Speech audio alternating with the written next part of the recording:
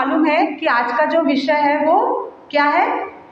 हमारा जो विषय चल रहा है वो धनीय सूत्र है ना। और कई लोगों के लिए ये नया सूत्र है। जब मैं कल कई लोगों से बात कर रही थी तो बोले कि हमने ये सुन रखा है लेकिन इसके बारे में इतना कुछ मालूम नहीं था। और कई लोगों के लिए पहला विषय है और मेरे लिए पहले में एक बार मेरी पढ़ाई हो चुकी है, लेकिन फिर भी ये काफ़ी प्रेरणादायी विषय है, काफ़ी गहरा भरा है और ऐसा लग सकता है कि ये थोड़ा सा चुनौती भरा भी हो सकता है, क्योंकि एक तरफ वैसे भी बौद्ध धर्म में जब हम जो लोग ज़्यादा जुड़े नहीं हैं उन्हें लगता है कि बुद्धिज़्म एक निराशावादी सोच से है, क्योंकि सब कुछ त्यागना पड़ता है, छोड़ना होता है और एकदम जैसे बोलते हैं ना, दिल पे पत्थर रखकर हमें प्रैक्टिस करनी होती है, आचरण करना होता है। लेकिन ऐसा है क्या? तो ऐसा नहीं है। जो इस महासागर में आता है, जिस भी स्तर पर है, जिनको तैरना आता है नहीं आता है, पानी के पास है, दूर है, पानी में आ गए हैं, हम सबका अनुभव है कि ये इतना भी मुश्किल या असंभव नहीं है। मुश्किल ज़रूर है क्योंकि आचरण करना बहुत मुश्किल है, पर असंभव नहीं है। और जैसा मेरा अनुभव है वैसा मुझे लगता है सभी का भी अनुभव होगा कि भले ही मुश्किल हो लेकिन इसमें आनंद जिस समय से धम्म की हम शुरुआत करते हैं उस समय से वो आनंद हम लेने लगते हैं, उसका फल हमें मिलने लगता है, उसका सुख हमें मिलने लगता है और फिर ये हमारे ऊपर है कि ये सफ़र हम कहाँ तक लेके चलें। तो धनीय सूत्र उसी में से त्रिपिटक में से आया हुआ है, जैसा मैं कल बता रही थी। सुत्त निपात से दिया गया है धनीय सूत्र। और इसमें जो धनीय गोपी है, मतलब जो चरवाहा है, ग्वाला है, उसकी वार्तालाप भगवान बुद्ध के साथ हो रही है, लेकिन ये गाथा के रूप में है और इसमें 17 गाथाएं हैं। और कल सिर्फ मैंने पहली गाथा के बारे में बताया था और दूसरी गाथा का सिर्फ भगवान बुद्ध ने जो कहा वो बताया, उसका विस्तार से नहीं बताया था। तो आज हम उससे शुरू करेंगे, लेकिन मैं पहली गाथा बोलना चाहूँगी। तो कल जैसा हमने देखा था, धनीय गोपी जब भगवान बुद्ध को अपने बहुत ही गर्वपूर्ण तरीके से उसके पास जो वैभव संपन्न चीज़ें हैं उसके बारे में वो बता रहा था। तो वो धनीय कहता है कि भात मेरा पक चुका है, दूध दूह लिया गया है, मही नदी के तीर पर स्वजनों के साथ मैं रहता हूँ, कुटी छा ली गई है, आग सुलगा ली है, अब हे वर्षा देव अगर चाहो तो खूब बरसो। तो कल हमने इसका थोड़ा सा विस्तार से देखा था, है ना। आज थोड़ा सा और मैं इसमें बताऊंगी, लेकिन यहाँ भगवान बुद्ध क्या कहते हैं? मैं क्रोध और राग से रहित हूँ, एक रात के लिए मही नदी के तीर पर ठहरा हूँ, मेरी कुटी खुली है और अंदर की आग बुझ चुकी है, अब हे वर्षा देव चाहो तो खूब बरसो। तो कल से हम जैसे देख रहे हैं कि गाथा के रूप में, एक लयबद्धता के रूप में ये गोपी और भगवान बुद्ध के बीच में बातचीत चल रही है। और इसमें जो धनी है वो अपने जितने भी उसके पास वैभव संपन्न चीज़ें हैं उसके बारे में वो बहुत ही गर्वपूर्ण तरीके से बता रहा है कि मैं कितना सुखी संपन्न हूँ, मेरे पास सब चीज़ें हैं। और वो उस तरह से उस चीज़ों को गौरवपूर्ण भाषा में कह रहा है और वही भगवान बुद्ध इन चीज़ों का एक तरह से खंडन कर रहे हैं। तो अपने बारे में बता रहे हैं, लेकिन अप्रत्यक्ष रूप से वो धनी को संकेत दे रहे हैं कि ये सब चीज़ें क्षणिक हैं, है ना, बदलने वाली हैं। तो इसमें जैसे भगवान बुद्ध कहते हैं कि मेरा क्रोध और राग, मैं क्रोध और राग रहित हूँ, एक रात के लिए मही नदी के किनारे हूँ। तो कल हमने जैसे देखा था, मैं राग रहित हूँ, मतलब जिसमें बताया गया था कि उनका जो माइंड है, मन है, वो फर्टाइल हो चुका है पूरी तरीके से, वो लोभ मोह द्वेष से मुक्त हो चुके हैं। और वो कहते हैं कि मैं एक रात के लिए मही नदी के किनारे हूँ। तो जो ये मही नदी एक रात के लिए वो कह रहे हैं, क्यों? क्योंकि दूसरे दिन के बारे में हम दावा कर सकते हैं क्या? तो जैसे हम इस शिविर में आए हुए हैं, तो आज का भी अभी तक कह सकते हैं क्योंकि तबीयत ठीक है, सब कुछ ठीक चल रहा है, लेकिन हम बाद के क्षणों के बारे में नहीं बोल सकते हैं। तो भगवान बुद्ध महाजागरूक हैं, तो वो सिर्फ एक रात की ही बात कर रहे हैं। और यहाँ पर जो मही नदी के बारे में बोला गया है, मही का शब्द पृथ्वी से भी है। तो एक तो है ही कि मही नदी के किनारे वो एक रात के लिए है, लेकिन इसका मतलब हम ये भी देख सकते हैं, जो बनते संरक्षित जी कह रहे हैं, जो मही का अर्थ अगर पृथ्वी है, तो इस पृथ्वी में भी मैं कुछ समय के लिए ही हूँ, है ना। लेकिन हम लोग का जो जन्म हुआ है और हम जिस तरह से जी रहे हैं, क्या हमें ये बात याद रहती है कि हम इस दुनिया में कुछ समय के लिए हैं? ऐसा याद रहता है क्या? तो कभी कभी बातचीत में तो बोल ही देते हैं। अभी कल मेरी एक मित्र के साथ बात हो रही थी, कल शाम को जाते जाते, और बोले ठीक है कल मिलते हैं, और फिर उसने हंसते हुए कहा जिंदा रहे तो, और फिर हम जोर से हंसने लगे। मैंने कहा हाँ, सभी परिस्थिति भी सही रही तो मिलते हैं। और आज जब हम मिले तो बोले अरे वाह तुम जिंदा हो, हाँ तुम भी जिंदा हो, ओके। तो भले ही ये मजाक की बात है, लेकिन ये धम्म हमें सिखाता है। ये बाहर के लोग अगर बोले तो बोलेंगे ऐसा अपशब्द मत बोलो, मतलब मुंह से निकालना भी अपशब्द मानते हैं, लेकिन ये कितना महत्वपूर्ण है कि बार बार हम भले ही हंसी मजाक बोलो या जिस भी माध्यम से, लेकिन बार बार याद रखें कि हम कुछ समय के लिए ही हैं। हम कोई भी चीज़ों का आगे दावा नहीं कर सकते। लेकिन धनीय जो है वो, मैं धनीय की बात कर रही हूँ, आप लोग की बात नहीं कर रही हूँ, है ना। धनीय का किस चीज़ों में सुख सुविधा लगती है, अपना संतुष्ट है वो कि उसके पास इतनी सारी गायें हैं, है ना, खाना बन चुका है, पका हुआ उसे खाना मिल रहा है, सभी काम हो गए हैं, आग जल रहा है, तो ये सबसे वो पूरी तरह से संतुष्ट है। और हमने ये भी देखा कि संतुष्ट है मतलब कि वो कहीं ना कहीं सीमित हो गया है। और सीमित को हमने ये भी देखा कि ये जड़ता या कठोरता की निशानी है, कि जब हम सीमित होते हैं, अपने आप को ब्लॉक कर लेते हैं, अपने आप को बंद कर लेते हैं, तो हम नई चीज़ों को सीख नहीं पाते हैं, नई चीज़ों के लिए हम ग्रहणशील नहीं रहते हैं। तो अगर हम धम्म सीख रहे हैं, समझ रहे हैं, तो हमें हमेशा खुला रहना है। हमें ये स्वीकार करना है कि ठीक है मुझे मालूम है कुछ चीज़ें, लेकिन अनंत सत्य है ना। इतना सत्य है कि एक मतलब जन्म बोलो या कुछ समय से हम सब चीज़ों को सीख नहीं सकते, समझ नहीं सकते, उसके लिए बहुत समय की ज़रूरत है। तो ये हमें याद रखना है। और जैसे मैंने कहा कि हम सभी चीज़ों को फिर नित्य देखने लगते हैं, मतलब पक्का, ठोस, मैं विद्यावर्धिनी हमेशा ऐसे ही रहने वाली हूँ। और कुछ भी बात होती है तो हमारा मैं कहीं ना कहीं सुप्त अवस्था में ही, लेकिन हमेशा शामिल रहता है ना। तो वो चीज़ों को मैं अभी बहुत विस्तार से नहीं बताऊंगी, अपनी जब गढ़ चर्चा होगी तो आप ये सब चीज़ों पे बात करें कि कैसे कैसे हम चीज़ों को पक्का देख रहे हैं। और पक्का मतलब सिर्फ वस्तुओं को नहीं देखते हैं, तो हम अपने बच्चों को, अपने नाते रिश्तेदारों को, अपने नौकरी को, जो भी चीज़ें हैं हर चीज़ को हम पक्का देखने लगते हैं, और हम ये भूल जाते हैं कि ये सब चीज़ें कहीं ना कहीं खत्म होने वाली हैं। तो जहाँ हम एक घंटे या बोलते कुछ सेकंड का हम दावा नहीं कर सकते कि अगले समय में क्या होने वाला है, वहाँ पर जो धनीय है वो क्या कह रहा है कि मैं यहाँ मही नदी के किनारे वास करता हूँ अपने स्वजनों के साथ, और जैसे मैं हमेशा ही रहने वाला हूँ। लेकिन भगवान बुद्ध कहते हैं कि मैं एक रात के लिए ठहरा हूँ। तो हमें ये सब देखना है, जैसे हमारा किस तरह का दृष्टिकोण है। उदाहरण के तौर पर जैसे अभी ये शिविर में आप आ रहे हैं, तो आपको कोई एक चेयर मिल गया, एक जगह मिल गई जहाँ से आप बहुत अच्छे से सब चीज़ें देख पा रहे हैं, तो देखिए दूसरे दिन से आपको लगने लगेगा मुझे वही जगह चाहिए। और कोई दूसरा बैठ गया तो लगेगा अरे ये क्यों आ गई, ये क्यों आ गए, मेरी जगह थी।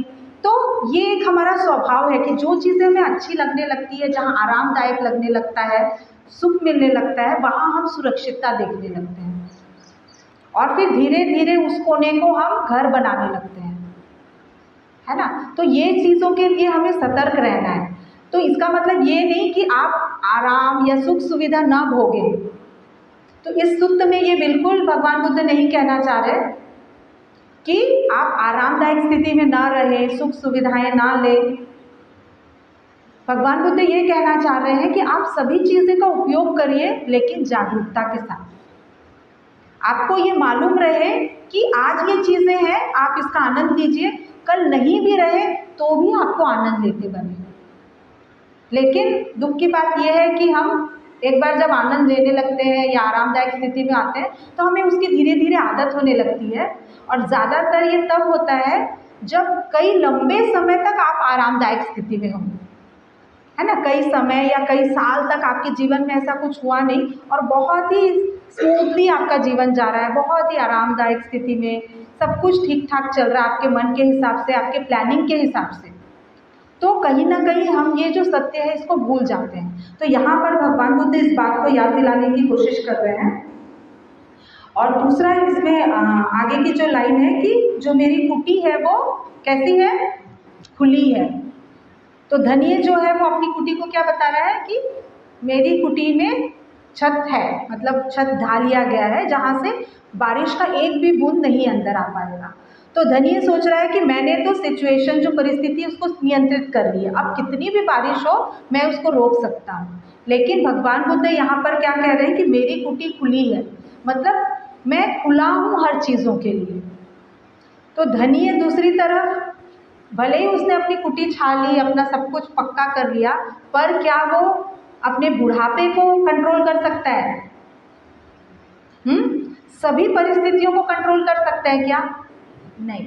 तो ये चीज़ें कभी कभी हम क्या करते हैं कि हम परिस्थितियों को कंट्रोल या नियंत्रित करने की कोशिश करते हैं। हमें लगता है कि सब कुछ मेरे हिसाब से चल रहा है तो मैं पूरी चीज़ों को कंट्रोल कर चुका हूँ। लेकिन कितना भी हम नियंत्रित कर लें चीज़ों को, लेकिन हम हर चीज़ को नियंत्रित नहीं कर सकते। खास तौर पे ये जो संस्कारित अस्तित्व है, मतलब ये संसार जिस तरह से चलता है, दुख है, अनित्य है, अनात्म है, ये सब चीज़ों को नियंत्रित नहीं किया जा सकता। और अगर हम ये बात को भूलकर हर चीज़ों को नियंत्रित करने का कोशिश कर रहे हैं तो मुझे लगता है कि हमें कहीं ना कहीं दुख आएगा ही और हम बहुत निराशा में जा सकते हैं। उदाहरण के तौर पे देखें तो जब बच्चे छोटे रहते हैं, है ना, काफ़ी छोटे रहते हैं, आप पर निर्भर रहते हैं, आप जैसा बोलते हैं वो सुनते हैं, वो मानने की कोशिश करते हैं।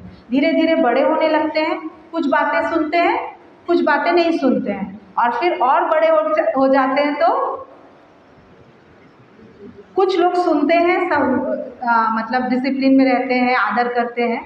कुछ बच्चे जब अपने वो पावर में आते हैं, सक्षम हो जाते हैं, बालिग हो जाते हैं, तो उन्हें भी लगता है मुझे भी सोचने समझने की क्षमता है, और वो नहीं सुनते हैं।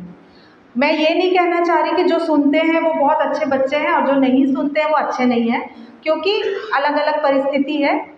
लेकिन मैं ये कहना चाह रही हूँ कि कुछ समय के लिए हम अपने पावर से, आप जिस पोजीशन में हैं, माँ बाप हैं या टीचर हैं या ब्रह्मचारी हैं या ब्रह्मचारिणी हैं, जो भी हम हैं जिस परिस्थिति में, उसमें कुछ चीज़ों में हम कंट्रोल कर सकते हैं, लेकिन पूरी तरह से हम नियंत्रित नहीं कर सकते हैं। तो अगर हमें इस बात का ध्यान रहे कि अगर हम चीज़ों को नियंत्रित करने की कोशिश कर रहे हैं कि मेरे तरह से ही चीज़ें हों, और जब मेरे हिसाब से नहीं हो तो फिर हमें परेशानी होती है। तो इस चीज़ों को हमें ध्यान रखना है। और इसीलिए यहाँ पर जैसे कहें कि एक तरह से एक मानसिक दृष्टिकोण है हमारा, तो हम जैसे मृत्यु को कंट्रोल नहीं कर सकते, नियंत्रित नहीं कर सकते, बीमारी को नियंत्रित नहीं कर सकते हैं, वातावरण को नियंत्रित नहीं कर सकते हैं, तो ये चीज़ों को अगर हम जागरूक रहें तो हम खुले रहेंगे। जैसे भगवान बुद्ध, वो हर चीज़ों के लिए खुले हैं। तो हम भी धीरे धीरे कोशिश करें कि जो चीज़ों को हमने पक्का पकड़ के रखा है उसको थोड़ा ढीला करने की कोशिश करें। बात बात में ही सही, लेकिन अगर हम इस बातों को याद रखते हैं तो मुझे लगता है कि हम ज़्यादा दिक्कत वाली स्थिति में नहीं आएंगे। तो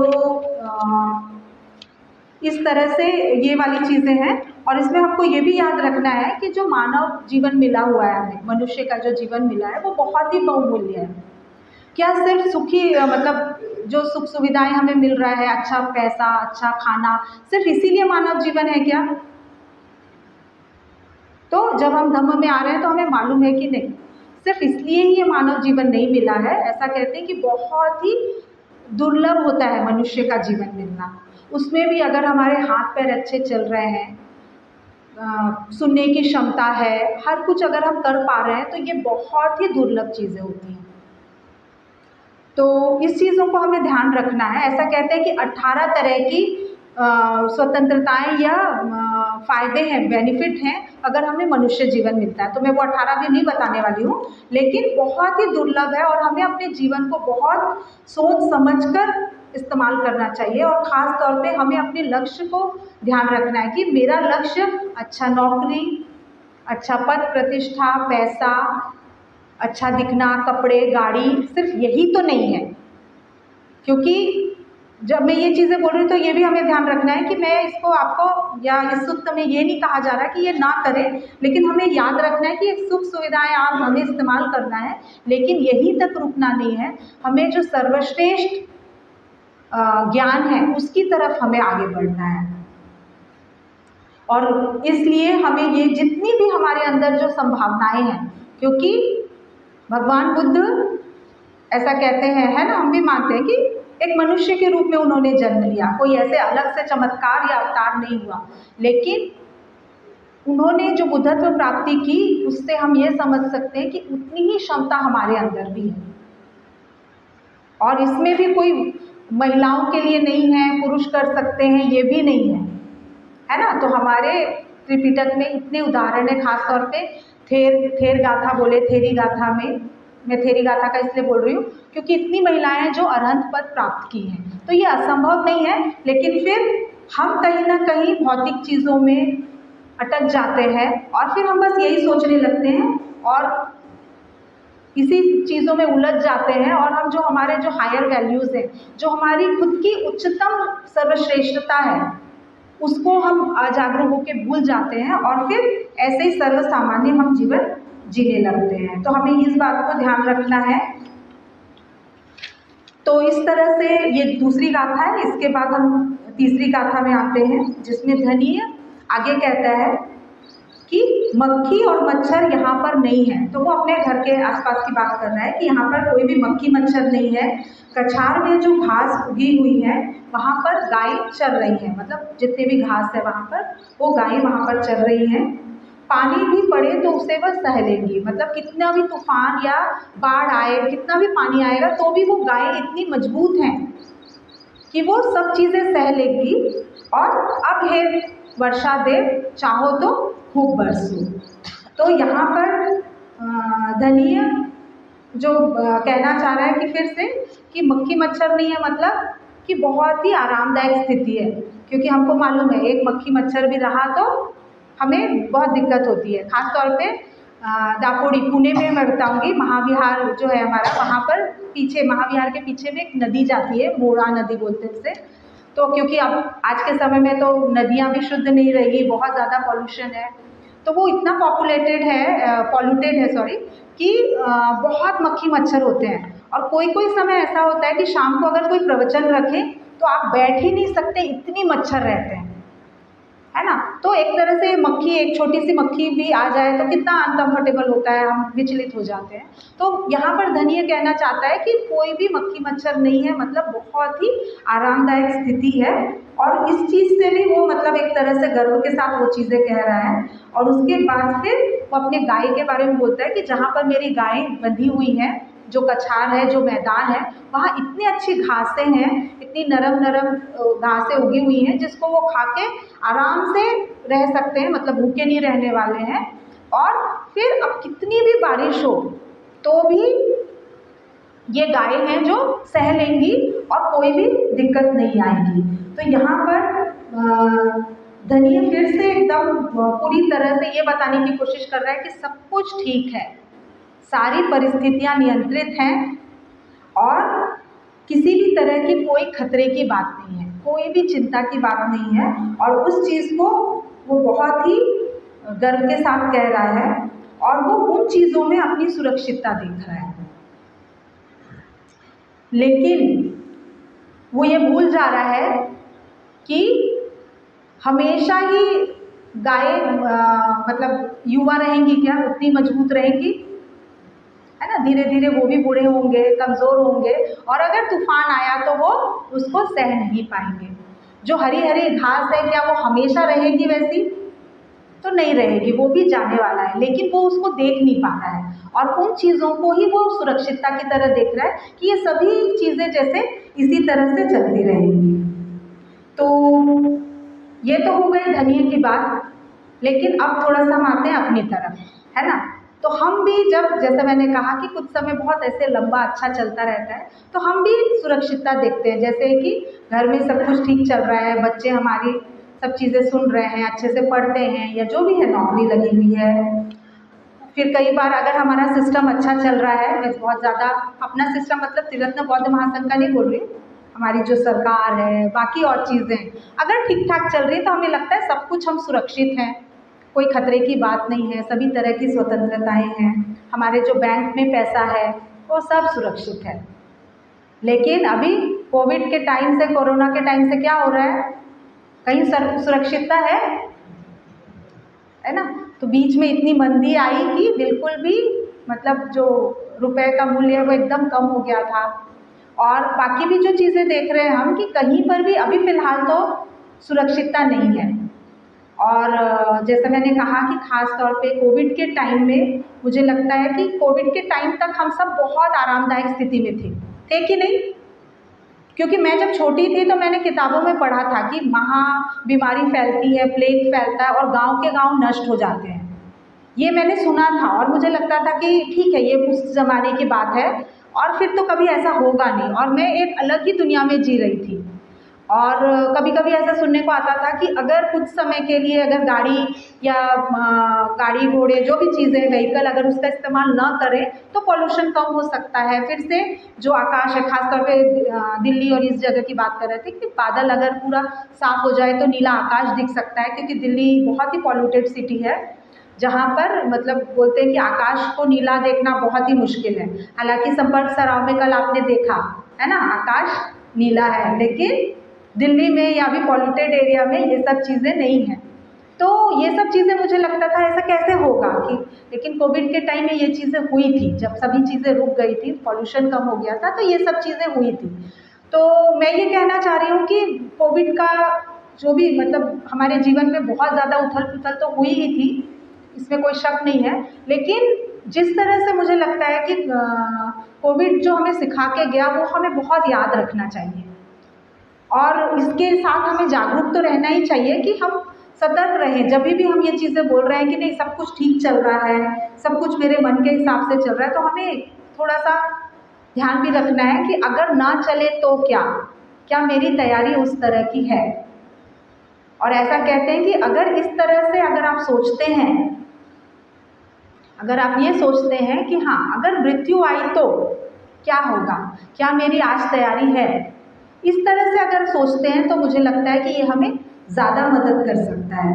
तो जितनी भी चीज़ों के लिए हम अगर सुरक्षितता देख रहे हैं, तो ये अगर हम उस पर निर्भर हैं तो ये गलत धारणाओं पर हम निर्भर हैं। और ऐसा कहते हैं कि अगर आप गलत धारणाओं पे या गलत शरण स्थान पकड़े हैं तो फिर दुख आने वाला है कि सुख आने वाला है ना। दुख ही मिलने वाला है, जो हमने कल्पना ही नहीं की है, हमने सोचा ही नहीं है, और वो जब अचानक से होगा तो बहुत ही दुख होगा। और कई बार कई लोग इसको स्वीकार नहीं कर पाते हैं और ऐसा कहते हैं कि ये मेरे साथ कैसे हो सकता है, ये मेरे साथ क्यों हुआ। लेकिन हम कहीं ना कहीं भूल जाते हैं कि जो संस्कारित अस्तित्व है, ये संसार में जो चीज़ें चल रही है ना, मटीरियलिस्टिक चीज़ें हैं, संस्कारित जो कंडीशनिंग है, वो सब चीज़ें लॉन्ग लास्टिंग नहीं है, नित्य नहीं है ना। तो ये चीज़ों को हमें ध्यान रखना है। तो यहाँ पर भगवान बुद्ध क्या कह रहे हैं, धनी ने तो अपनी बात कह दी, लेकिन भगवान बुद्ध इसके जवाब में या उस वार्तालाप में बहुत ही सुंदर बात कह रहे हैं कि मैंने एक अच्छी तारिणी या बाड़ा बना लिया है, भव सागर को तरकर पार चला आया हूँ, अब तारिणी की आवश्यकता नहीं, अब हे वर्षा देव चाहो तो खूब बरसो, है ना। तो बेड़ा या राफ्ट जो है, मराठी में क्या कहते हैं, नाव, अरे वाह, हिंदी में भी नाव कहते हैं, तो चलिए ठीक है फिर। तो भगवान बुद्ध यहाँ पर इतना सुंदर कह रहे हैं, तो मैंने अच्छा बेड़ा या नाव बना लिया है, तो उसका मतलब क्या है? धम्म का नाव, है ना। उन्हें जो ज्ञान प्राप्त हुआ है वो ऐसा नाव है जिससे उन्हें निर्वाण की प्राप्ति हुई, सत्य का दर्शन हुआ। लेकिन वो उस बेड़े को लेकर बैठे क्या, है ना। लेकिन हम क्या कहते हैं, हम क्या करते हैं, एक किताब, एक पुस्तक बहुत अच्छी हमें मिल गई और बहुत मज़ा आ रहा है उसको पढ़ने में, धम्म का है, आर्य अष्टांगिक मार्ग है, जो भी है, और बहुत अच्छा लग रहा है। अगर वो किताब ना मिले तो हम कितने अस्वस्थ हो जाते हैं। अगर उसको किसी ने ले लिया, कहीं गुम हो गया, तो ऐसे चीज़ों से हम, मैं ये नहीं कह रही हूँ कि अपनी चीज़ों का ध्यान रखना चाहिए, लेकिन हम उसमें चिपके रहते हैं, है ना। पूजा स्थान में कई बार कुछ चीज़ें इधर की उधर हो गई, हम अस्वस्थ हो जाते हैं, अरे ऐसे कैसे, वहाँ पर वो चीज़ें रखनी थी, यहाँ पे ये रहना था। कभी कभी पूजा स्थान में सामने में मुझे माचिस, मेरे पूजा स्थान में माचिस वगैरह छूट गया, मैं बैठ गई अच्छे से कंफर्टेबल, और फिर ध्यान गया, फिर मुझे लगने लगता अरे ये तो हटना चाहिए, दिखना नहीं चाहिए। तो ऐसे बहुत छोटी छोटी चीज़ हैं जिसमें हम बहुत चिपक के रह जाते हैं। लेकिन हमें ये बार बार अपने आप को याद दिलाना है कि मैं किस लिए ये ध्यान साधना या अभ्यास, धम्म अभ्यास कर रही हूँ या कर रहा हूँ।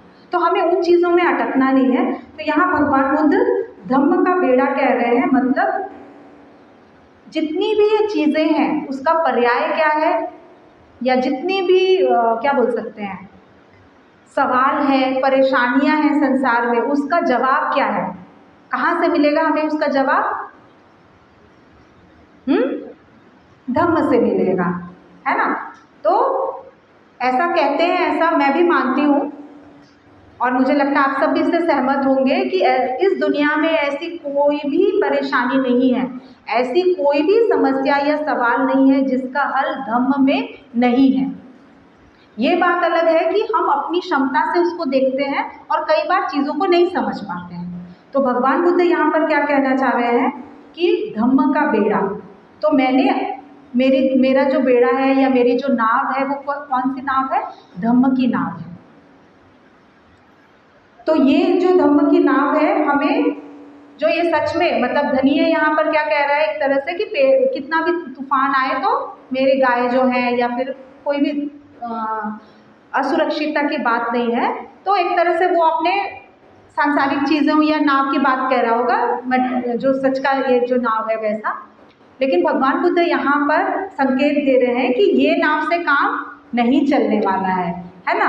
तो हम जो चीज़ों पर निर्भर हैं, मैं आज के गट चर्चा में आपको सुझाव देना चाहूँगी कि जब आप गट चर्चा करें या फिर घर जाए भी, तो ये चीज़ों को आपको बारीकी से देखना है कि ऐसी कौन कौन सी चीज़ है जिस पर आप निर्भर हैं, जिसको कहीं ना कहीं आप मतलब बेड़ा मान के चल रहे हैं और आपको लग रहा है कि बस यही एक तरह से अब मुझे रास्ता मिल गया है, या ये मुझे मेरा बेड़ा पार करने वाला है। तो वो बेड़ा कहीं, या जो नाव है, कहीं वो गलत चीज़ों पर तो निर्भर नहीं है ना। ऐसी तो कोई चीज़ नहीं है जिस पर आप पूरी तरह से निर्भर हैं और आप उसी में अपनी सुरक्षितता को देख रहे हैं। तो यहाँ पर भंते संरक्षित जी ऐसा कहते हैं कि फिर हम धम्म से कैसे सुरक्षितता पा सकते हैं, है ना। अभी जैसे जब मैंने कहा कि धम्म में सभी सवालों के जवाब है, तो सबका सिर हिला, है ना। तो अब थोड़ा सा अपनी क्षमता से हम समझने की कोशिश करेंगे फिर। तो भंते यहाँ पर कहते हैं कि किस तरह की सुरक्षितता की बात कर रहे हैं भगवान बुद्ध। तो अगर धम्म हमें सिखाता है कि कहीं कोई सुरक्षितता नहीं है और यही सुरक्षितता है, तो अगर हमें ये समझ में आ जाए कि जितनी भी ये संसारिक चीज़ें हैं, इसमें किसी में भी सुरक्षितता नहीं है, या कोई भी मटीरियलिस्टिक चीज़ों में क्षमता नहीं है कि आपको वो पूरी तरह से सुरक्षितता दे सकती है, अगर ये बात हमें समझ में आ जाए तो हम सुरक्षित हैं, है ना। तो कितनी बड़ी बात कही है। तो इसको कहते हैं परफेक्शन ऑफ विजडम। तो कोई भी आधार नहीं है, यही सबसे बड़ा आधार है। तो अगर हमें ये समझ में आ जाए कि सांसारिक चीज़ें, जो भी चीज़ों पर हम निर्भर हैं, या इसको अगर हम आधार मान रहे हैं, तो ये आधारहीन है, बेसलेस है। अगर ये बात हमको समझ में आ जाए तो फिर सुख ही सुख है। लेकिन कभी कभी ये होता है कि जब हम थोड़ा बहुत धम्म समझने लगते हैं, सीखने लगते हैं और हमें लगता है समझ में आ गया, अब तो पता ही चल गया, अब समझ में आ गया है, तो ये भी कहीं ना कहीं खतरे की बात है ना। तो एक छोटी सी कहानी है। एक तोता रहता है, उसको वो जो जहाँ पर रहता है उसका जो मालिक रहता है वो उसको पालता पोसता है और वो उसको हरे राम ऐसे सिखाता है। हाँ, और तोता को जो सिखाए वो सीखता है, क्योंकि मेरे यहाँ पे भी तोता था तो मैं उसको बोलती थी क्या कर रहा है मिट्टू, तो वो भी वही सीख गया, क्या कर रहा है मिट्टू, है ना। तो जो तोता रहता है उसको जो सिखाएंगे वो सीख जाता है, तो वो हरे राम सीख जाता है। तो सबको लगता है अरे ये तो तोता भी इतना आध्यात्मिक है, ये हरे राम कहता है, मतलब जो लोग हरे राम को मानते हैं वो लोग, और सब बहुत खुश होते हैं और उसके लगता है कि अरे इतना स्पिरिचुअल, देखो जानवर भी इतना आध्यात्मिक हो सकता है, तो बहुत अच्छी बात है। लेकिन एक समय क्या होता है, एक बिल्ली आती है और उसका गला दबोचती है, और उस समय वो हरे राम भूल जाता है और बहुत ही बेसुरे आवाज़ से अपनी जान बचाने की कोशिश करता है ना। तो भले ये कहानी है लेकिन हम ये समझ सकते हैं कभी कभी हम बहुत ऐसी चीज़ें बोलते हैं या मानते हैं। जय भीम बोले तो बहुत ही नम्रपूर्वक बोलते हैं, नमो बुद्धाय जय भीम, है ना, ये चीज़ें। लेकिन कल हमने जैसे देखा कि अगर सब कुछ बहुत अच्छा चल रहा है तो बहुत ही नम्रता हम में रहती है, बहुत अच्छे से बात करते हैं। लेकिन जब परिस्थिति विपरीत रहती है तब अगर हमें सच में जय भीम बोलने की उतनी नम्रता है, नमो बुद्धाय बोलने की उतनी श्रद्धा है, तब कहीं ना कहीं हम अपने आप को समझेंगे कि हम आध्यात्मिकता की तरफ बढ़ रहे हैं या हमें धम्म समझ में आ रहा है। और मैंने जैसे कहा कि हम इसको दूसरों का छोड़िए, लेकिन हम अपने जीवन में देख सकते हैं कि जब भी हमारे जीवन में कुछ चीज़ें ऐसे मुश्किलें आ गई हैं, कुछ उतार चढ़ाव आ रहा है, हमारे मन के हिसाब से कुछ चीज़ें अलग हो गई, तो क्या मैं उतनी आध्यात्मिक हूँ क्या मुझे चीज़ों को छोड़ते आते बन रहा है क्या मुझे लेट गो करते बन रहा है क्या मैं लोगों को माफ़ कर पा रही हूँ क्या, है ना। तो ये कुछ चीज़ें हैं जिसको हम देख सकते हैं।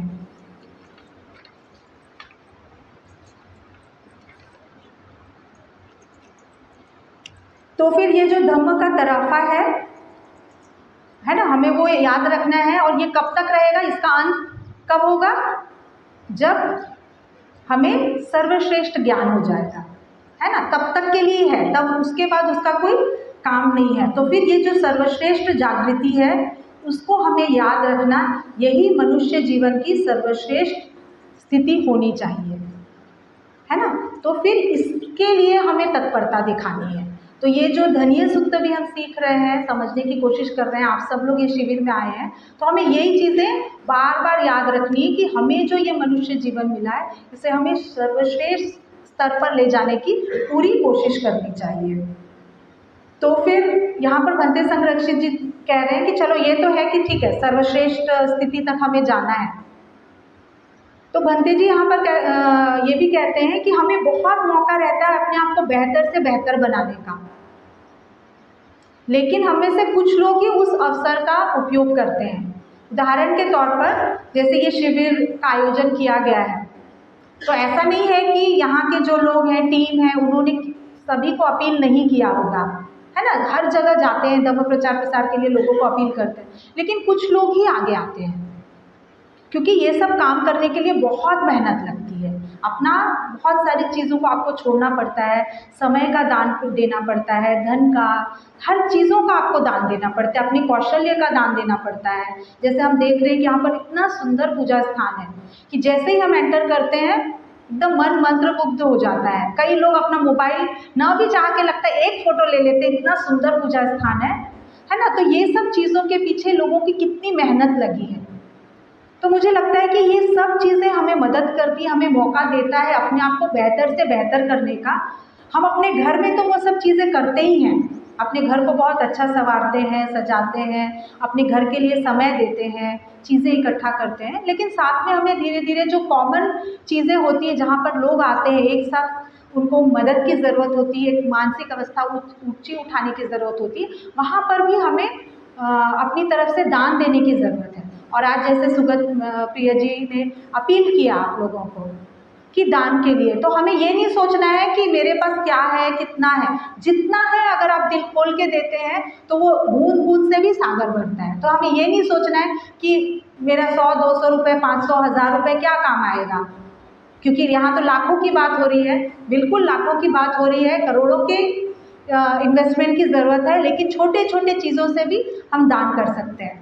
लेकिन इसके साथ साथ कभी कभी ऐसा लगता है कि दान की इतनी क्या ज़रूरत है ना। मैं एक बार गुलबर्गा में गई थी, वहाँ पर एक शिविर एकांतवास करने के लिए मैं गई थी। तो वहाँ एक भिक्षु आए हुए थे और उन्होंने बात बात में हमारी बातचीत कुछ चीज़ें चल रही थी और फिर उन्होंने कहा कि फिर आपके शिविर कहाँ कहाँ होते हैं। तो मैं बता रही थी यहाँ यहाँ होते हैं। और फिर वो बोले उसके लिए कि आप लोग पैसा वगैरह लेते हैं। तो मैंने कहा हाँ, शिविर की फ़ीस रहती है। तो फिर बोले कि आप लोग धम्म देते हैं और पैसा लेते हैं। तो मैंने कहा कि धम्म के लिए हम लोग पैसा नहीं लेते, लेकिन जो व्यवस्थाएं लगती है उसके लिए तो पैसा लगता है, क्योंकि हमारे संघ में कहीं बाहर से पूरा पैसा आता है ऐसा नहीं है, लोग ही दान देते हैं। तो उनको बहुत आश्चर्य हुआ। वो एक तरह से ऐसा बताना चाह रहे थे कि आप धम्म के साथ न्याय नहीं कर रहे हैं। लेकिन मुझे नहीं लगता कि मैंने वहाँ पर कुछ ऐसी चीज़ें बोली या गलत बोला। मैंने कहा कि जो व्यवस्थाएं लगती हैं वो हमें करनी ही होती हैं। और तो कई लोगों को लग सकता है, जैसे पहली बार आते हैं तो ऐसा लगता है कि दान की अपील कर रहे हैं या फिर दान की बात कर रहे हैं तो इतना क्या। लेकिन हम देख सकते हैं कि हर एक चीज़ के लिए पैसा लगता है ना। और कभी कभी लोगों को ये भी लगता है कि धम्म तो फ्री में मिलना चाहिए, है ना। तो वो बिल्कुल धम्म फ्री में रहता है। त्रिरत्न बौद्ध महासंघ में हम धम्म का जो प्रचार प्रसार करते हैं या धम्म की बात करते हैं, धम्म का दान होता है, इसके लिए कभी पैसा नहीं लगता।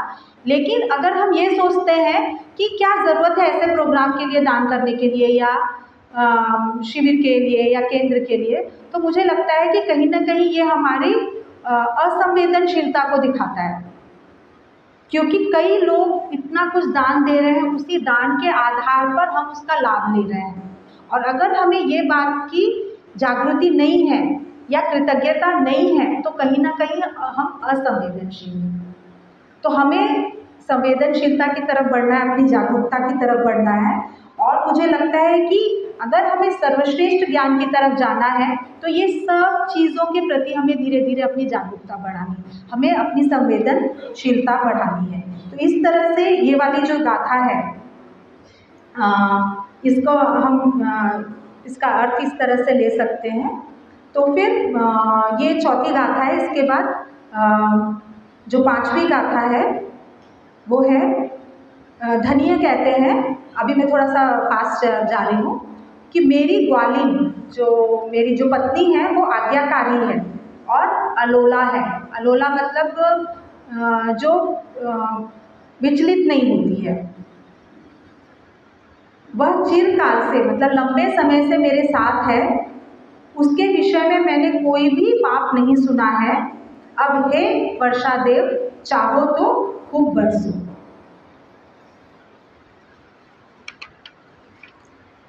तो यहाँ पर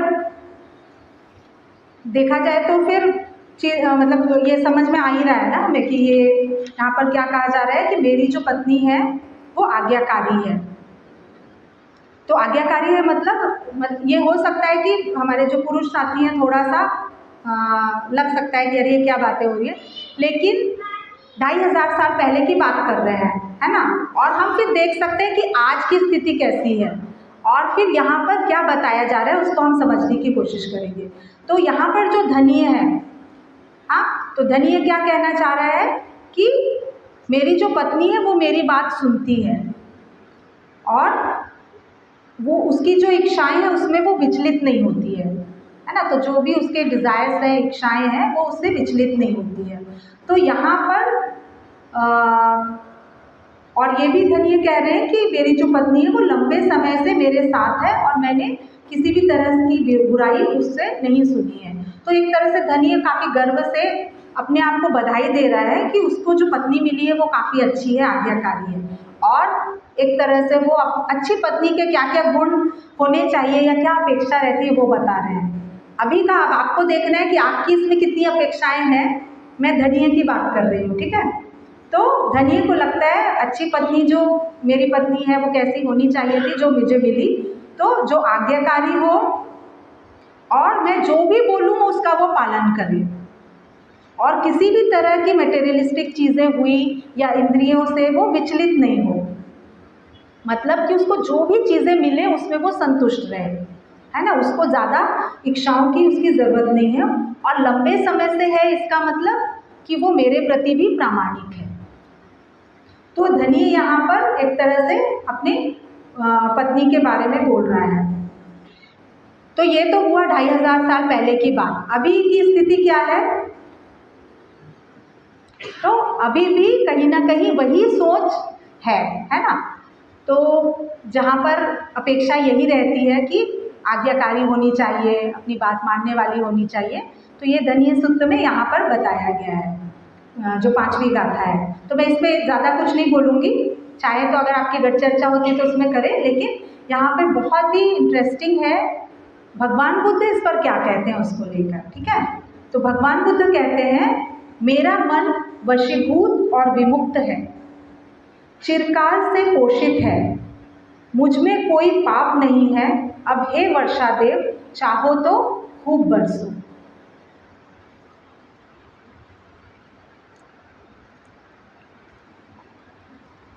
तो धनिय जो है वो अपनी पत्नी की बात कर रहा है और भगवान बुद्ध किसकी बात कर रहे हैं? अपने मन की। तो फिर ये पत्नी, धनिय की पत्नी और मन में क्या अंतर है ना। तो धनिय जो है वो अपनी पत्नी पर निर्भर है कि उसकी पत्नी अगर आज्ञाकारी है, वो उसका सुन रही है, पालन कर रही है, विचलित नहीं हो रही है, इससे वो सुखी, अपने आप को सुरक्षित महसूस कर रहा है। लेकिन भगवान बुद्ध क्या कह रहे हैं कि मेरा मन एक तरह से नियंत्रित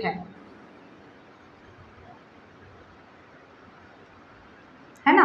तो भंते जी यहाँ पर कहते हैं कि हम दूसरों को नियंत्रित कर सकते हैं क्या? है ना, थोड़ी देर के लिए कर सकते हैं। जैसे मैंने पिछले अभी बताया थोड़ी देर पहले, आप बच्चों को नियंत्रित कर सकते हैं क्योंकि वो आप पर निर्भर है। आप जहाँ पर काम करते हैं, अगर आप बॉस हैं तो आपके अंडर में जो लोग काम कर रहे हैं, शायद आप कुछ समय के लिए उनको नियंत्रित कर सकते हैं, वो भी शायद 9 से 5 बजे तक, है ना, जो भी वर्किंग आवर्स हैं। तो कहीं ना कहीं हम रिश्ते या नाते जो भी चीज़ों में हम कुछ समय के लिए कुछ को नियंत्रित कर सकते हैं, लेकिन लंबे समय के लिए कर सकते हैं क्या? तो नहीं कर सकते।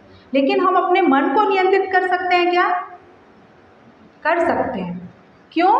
क्योंकि वो मेरा मन है, मुझे किसी और पर निर्भर नहीं हो रहा है, मुझे बाहर किसी पर निर्भर नहीं होना है ना।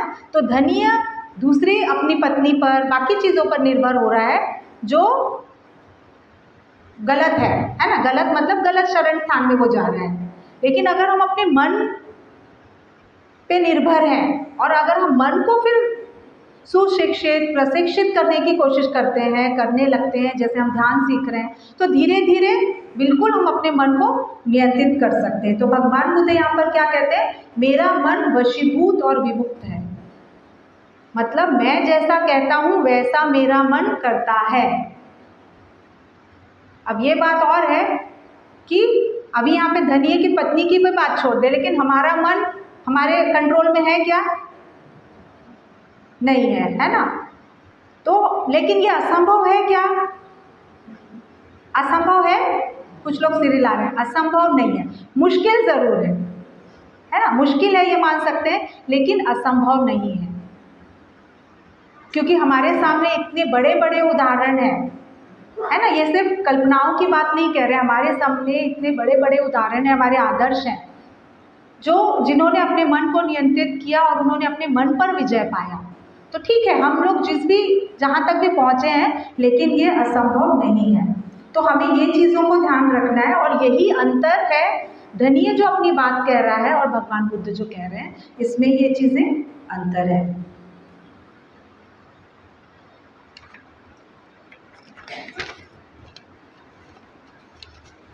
तो तो यहाँ पर भगवान बुद्ध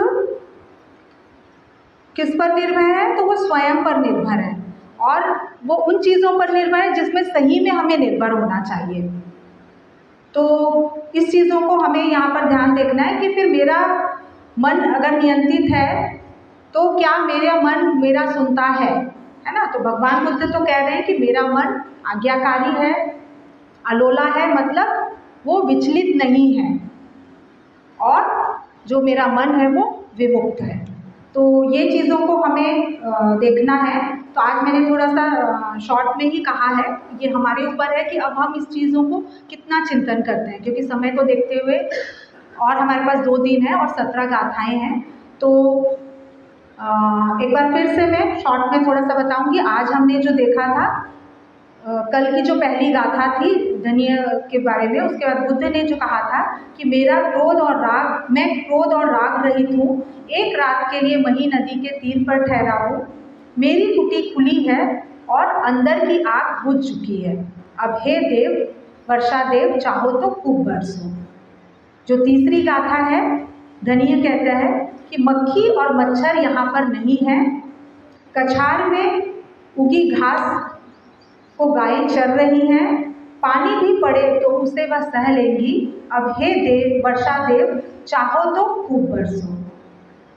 बुद्ध यहाँ पर क्या कहते हैं कि मैंने एक अच्छी तारणी बना ली है, भव सागर को तरकर पार चला के आया हूँ, अब तारणी या बेड़े की आवश्यकता नहीं। अब हे वर्षा देव, चाहो तो खूब बरसो। इसमें 5वीं जो गाथा है, मेरी पत्नी, धन्य कह रहे हैं, मेरी पत्नी आज्ञाकारी है और अलोला है, वह चिरकाल की प्रिय संगनी है, उसके विषय में कोई भी पाप नहीं सुना हूँ। अब हे देव, चाहो तो खूब बरसो। बुद्ध कहते हैं मेरा मन वशीभूत और विमुक्त है, चिरकाल से पोषित है, मुझ में कोई पाप नहीं है। अब हे वर्षा देव, चाहो तो खूब बरसो। तो आप सभी ने बहुत शांति से इसको सुना है और मैं आशा करती हूँ कि कई लोगों के लिए थोड़ा हिंदी मुश्किल जा रहा होगा, लेकिन फिर भी मैं आशा करती हूँ कि आपको कुछ चीज़ें तो ऐसे मिली होंगी और जो चीज़ों को भी अगर आपको कुछ शंका है, कुछ क्लियर नहीं है, तो आप गट चर्चा में उसको विस्तार से बात करिए, एकदम बेझिझक होके, पूरी तरह से खुले तौर से आप बात करेंगे और उसको समझने की कोशिश करिए और अपने जीवन से हमें उसको देखना है। तो आप सभी ने बहुत शांति से मुझे सुना, इसके लिए आप सभी का बहुत बहुत धन्यवाद। सभी को नमो बुद्धाय, जय भीम।